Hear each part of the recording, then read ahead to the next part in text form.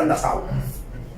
Dari jumlah yang segitu banyak, maka kita kembalikan berkas-berkas sehingga terjadilah namanya dikeluarkan demi hukum tersangkanya.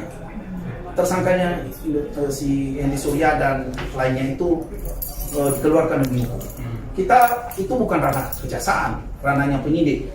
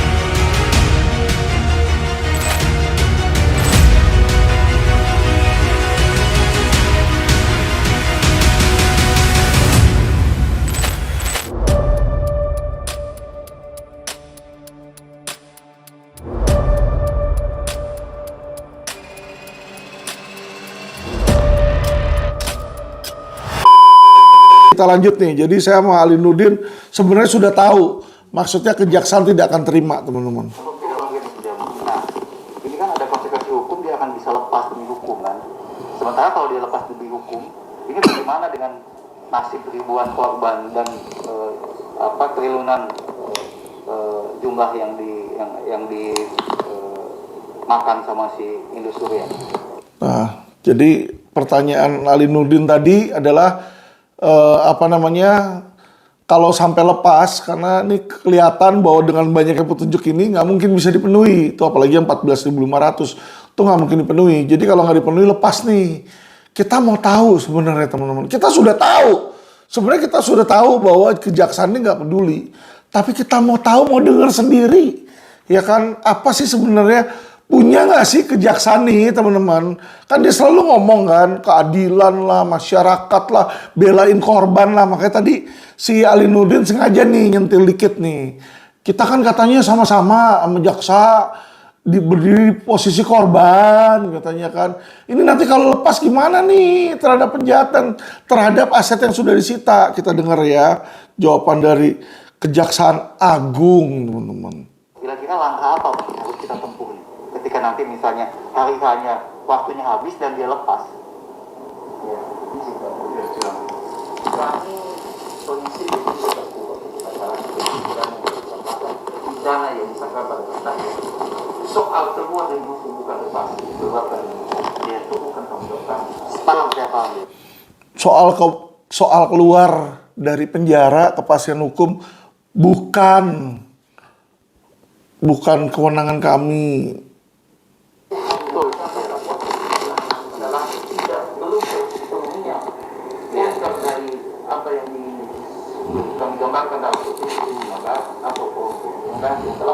Tidak terpenuhi itu masing-masing dengan kewenangan. Betul. Dia sebabkan untuk hukum acara. Tanggung jawab dia. Setuju. Kenapa dia lalai? Masing-masing punya kewenangan. Dia mau nahan, ya kan? Kalau bebas demi hukum itu kewenangan dia. Kenapa dia lalai? Tak boleh kami meminta apalagi menggiring mereka.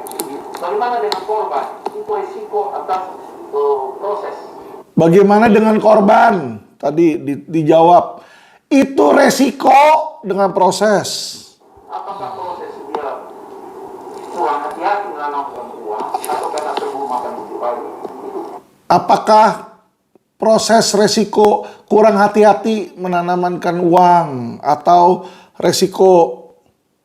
Kami berdiri kejaksaan ditugaskan sebagai membela kepentingan korban apabila berkas perkara telah lengkap nyatakan maka kita maju. Membela kepentingan korban apabila berkas sudah lengkap, maka maju di pengadilan. Selamat siang teman-teman LQ, para korban Hendy Surya. Pada hari ini papa saya ada menitipkan pesan untuk disampaikan. Walaupun papa saya sekarang sedang berada di dalam tahanan, ia masih peduli dan memikirkan bagaimana para klien bisa mendapat hasil yang maksimal. Berikut saya akan membacakan surat dari papa saya. Yang terhormat, Bapak dan Ibu para klien LQ yang menjadi korban Indosuria. Saya Alvin Lim, selaku kuasa hukum dan pengacara korban Indosuria dalam kasus Indosuria. Pertama-tama ingin mengucapkan terima kasih sudah memberikan kepercayaan kepada LQ Indonesia Law Firm. Percayalah bahwa hingga saat ini saya dan LQ masih menjaga integritas dan tidak pernah main dua kaki. Tidak pernah sedikit pun gentar dalam penanganan kasus Indosuria. Walau lawan raksasa dan oknum penguasa sekalipun, bahkan walau resiko harus saya terima dikriminalisasi dan dijebloskan dalam penjara. Saya rela dan ikhlas.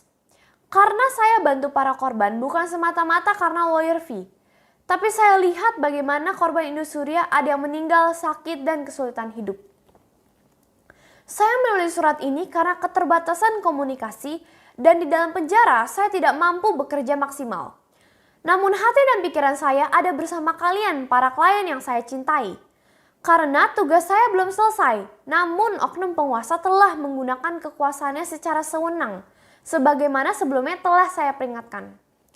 Pertama, saya ingin memperingatkan para korban Indosuria atas bahaya laten adanya oknum Jenderal Banci Kejaksaan Agung yang berniat mengambil tanpa hak aset milik para korban Indosuria. Dengan cara pertama, menggelembungkan jumlah kerugian koperasi Indosuria menjadi 106 triliun, sehingga akan membuat presentasi pengembalian aset para korban menjadi lebih kecil. Di mana seharusnya jumlah kerugian Indosuria hanya 16 triliun, sehingga aset 2 triliun disita.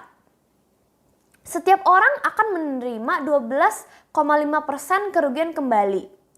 Dengan revisi kerugian 106 triliun, maka kerugian balik hanya 2% kurang. Perbedaan, yaitu penambahan jumlah kerugian, saya duga menggunakan modus menggelembungkan dengan menambahkan korban fiktif.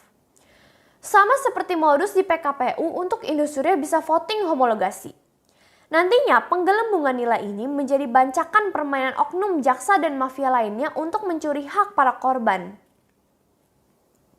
Kedua, permainan aset sitaan di mana jumlah aset disita sangat tidak sesuai dengan kerugian 106 triliun.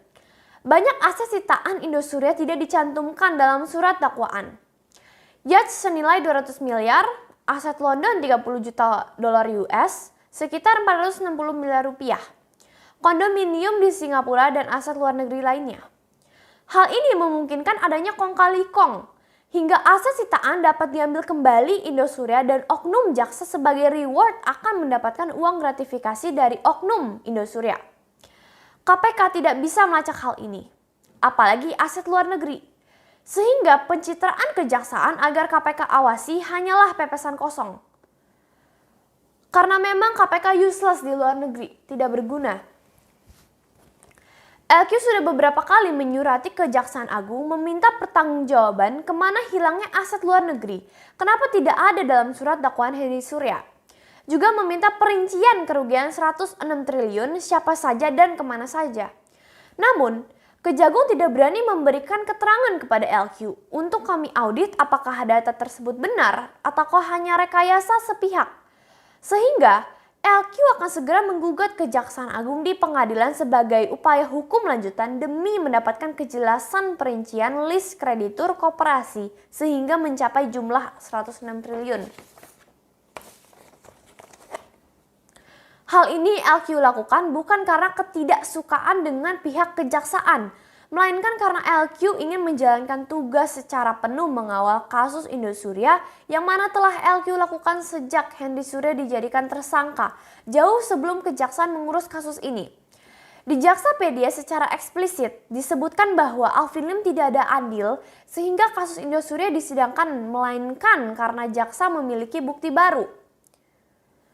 LQ memiliki beberapa rekaman pembicaraan dengan Syanan Tanjung dan Yudi Dir TPU dan Jampidum Fadil, di mana juga ada beberapa saksi klien yang mendengar langsung bahwa Kejagung tidak akan P21 jika penyidik tidak melengkapi dengan memeriksa seluruh korban, 14.500.000 korban di Indonesia, dan terbukti kejaksaan tidak peduli dengan Hendy Surya bebas demi hukum. Saya yang kemudian membuat LP baru dan mengadakan demo di Mabes dan Kejagung, hingga Bareskrim memerintahkan Hendy Surya ditahan kembali. Sehingga akhirnya hal ini menyebabkan amarah Kejagung yang tidak berhasil mematahkan kasus Indosuria dan kemudian menjalankan ancamannya, yaitu menjalankan kembali kasus pemalsuan KTP. Ibu Riani, Pak Tommy sebagai saksi mendengar pembicaraan dengan Shannan Tanjung. Bagaimana sebelumnya mereka, yaitu Kejagung, sebelumnya sangat baik dengan saya.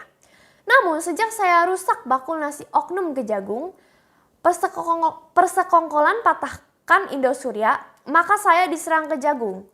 Waspada akan jaksa Shannan dan Jampidum Fadil. Berkaca dari sebelumnya, mereka bisa sangat baik dan kemudian bisa memaksakan dan menjadi jaksa yang menuntut saya 6 tahun penjara. Bahkan harimau gak akan makan sesama harimau. Oknum Kejaksaan Agung tidak peduli dengan korban Indosuria dan tidak peduli Hendy Surya diadili. Jadi kalian bisa menonton Quotient TV, ada rekaman suara Shannan ketika ditanya oleh lawyer Ali Nurdin, nasib para korban, dijawab bukan urusan kejaksaan. Oke. Kita akan mendengar rekaman. Ini kalian juga bisa dengar rekamannya di Quotient TV, rekaman bintang 2, judulnya rekaman bintang 2 kejaksaan, skenario melepaskan Hendy Surya. Di menit ke-22.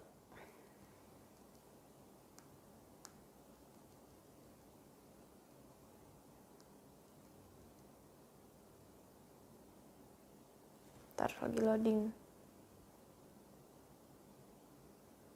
Nih bentar. Nanti kalau lepas gimana nih terhadap penjahatan, terhadap aset yang sudah disita? Kita dengar ya jawaban dari Kejaksaan Agung, teman-teman. Kira-kira langkah apa yang harus kita tempuh ketika nanti misalnya hari-harinya waktunya habis dan dia lepas? Kami kondisi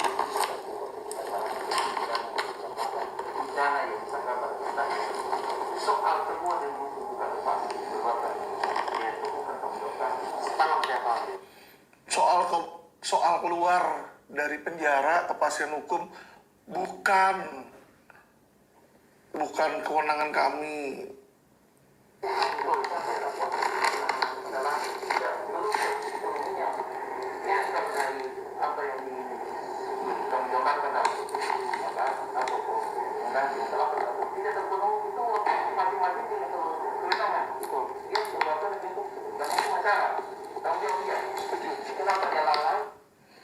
Masing-masing punya kewenangan, dia mau nahan, ya kan? Kalau bebas demi hukum itu kewenangan dia, kenapa dia lalai? Tak boleh kami meminta apalagi menggiring mereka.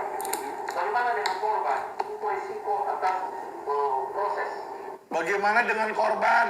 Tadi dijawab, itu resiko dengan proses. Apakah proses dia? Ya jadi kalian nanti kalau mau mendengar lebih jelas bisa langsung ke nonton Quotient TV-nya. Nah tadi kan ada rekaman suara Shannan ketika ditanya oleh lawyer Ali Nurdin nasib para korban, dijawab bukan urusan kejaksaan. Kejaksaan tidak peduli akan korban Indosuria. Parahnya, oknum Kejaksaan Agung bahkan tidak segan mencuri uang dan aset milik para korban Indosuria. Waspada, ada alasan sehingga Shannan sendiri yang memimpin jaksa dalam menuntut perkara 6 juta perak untuk memenjarakan saya. Para klien yang tercinta, uang atau mamon selalu menjadi akar kejahatan. Sehingga oknum jaksa yang seharusnya menjadi aparat penegak hukum menjadi maling yang merampok masyarakat. Percayalah, jika kalian para korban percaya kepada oknum Kejaksaan Agung, maka jangan harap aset kerugian kalian bisa kembali maksimal. Oknum jaksa nanti bisa dengan mudah bilang sudah dimutasi atau pensiun. Apalagi jaksa Shannan yang bisa dengan mudah memutar balik kata-katanya dan bicara manis, namun menyimpan pisau dalam senyumannya. Waspada. Sangat disayangkan, pemerintah termasuk presiden belum ada keseriusan membantu para korban Indosuria terlepas dari sudah kencengnya upaya LQ menarik perhatian publik. Jangan khawatirkan saya di penjara baik-baik saja. Para klien terhormat, kalian harus bersatu para korban Indosuria dan semua gugat class action kejaksaan. supaya menjadi atensi nasional dan mintakan hasil audit yang menyatakan kerugian 106 triliun dari mana dan kemana uangnya. Jika kejaksaan tidak berani jujur dan transparan, pertanda ada kebusukan disembunyikan dan kalian wajib bersatu meminta tanggung jawab kejaksaan dan gugat ke pengadilan untuk dibuka terang. Saya berdoa, semoga Tuhan selalu membantu kalian para korban Indosuria dan investasi bodong lainnya agar bisa mendapat yang terbaik. Saya tidak peduli walau saya di penjara, kalian para klien korban Indosuria jangan lengah dan terus semangat berjuang hingga hak kalian kembali. Terima kasih saya ucapkan kepada semua yang mendukung dan mohon maaf badan saya di penjara sehingga saya tidak bisa menjadi lawyer yang maksimal. May God bless us all. Salam cerdas hukum. Demikian para korban Indosuria sudah bisa melihat bagaimana Bapak saya menilai bahwa tindakan yang dilakukan Kejaksaan Agung ini pantas untuk menjadi atensi dan perhatian bagi para masyarakat. Walaupun papa saya sekarang sedang berada dalam tahanan, ia masih bertanggung jawab terhadap kliennya dan masih peduli terhadap bangsa ini. Waktu sendiri yang nanti akan membuktikan apakah papa saya yang tulus berjuang atau nanti Kejaksaan Agung yang akan mencurangi hak-hak dari para korban. Nanti akan dibuktikan bahwa papa saya ini berani dipenjara demi mengawal kasus Indosuria. Sedangkan oknum Jaksa Agung Burhanuddin diduga takut untuk menjalani proses hukum terkait dugaan KTP palsu. Bahkan ia malah menyuruh anak buahnya untuk melaporkan papa saya sampai ada 185 laporan.